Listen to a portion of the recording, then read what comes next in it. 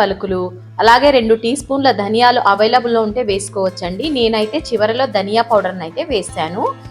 అయితే ఇప్పుడు ప్యాన్ వేడయ్యాక ఇప్పుడు ఈ దినుసులు మొత్తం దూరగా వేపుకొని మిక్సీ జార్ తీసుకొని మిక్సీ పట్టి మసాలాను ఒక బౌల్లోకి ట్రాన్స్ఫర్ అయితే చేసి పెట్టుకోవాలి.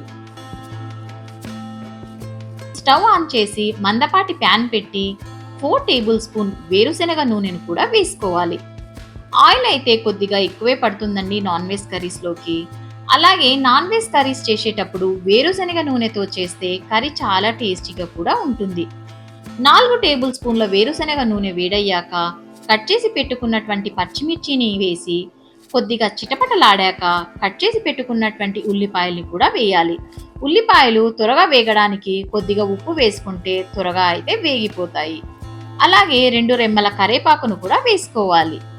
ఉల్లిపాయలు కొద్దిగా కలర్ మారాక 3 టేబుల్ స్పూన్ అల్లం వెల్లుల్లి పేస్ట్ని కూడా వేసి పచ్చివాసన పోయేదాకా బాగా వేగనివ్వాలి.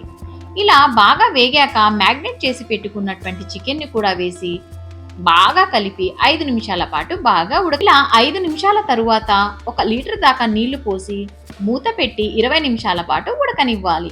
గ్రేవీ అయితే చిక్కబడుతుంది. అందులోకి మిక్సీ పట్టిన మసాలాను కూడా వేసి ఉప్పు కారం సరిచూసుకొని కొద్దిగా అయితే వేసుకోవాలి.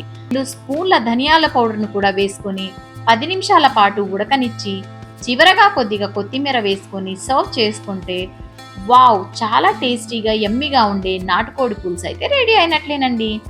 మీకు గనక వీడియో నచ్చితే లైక్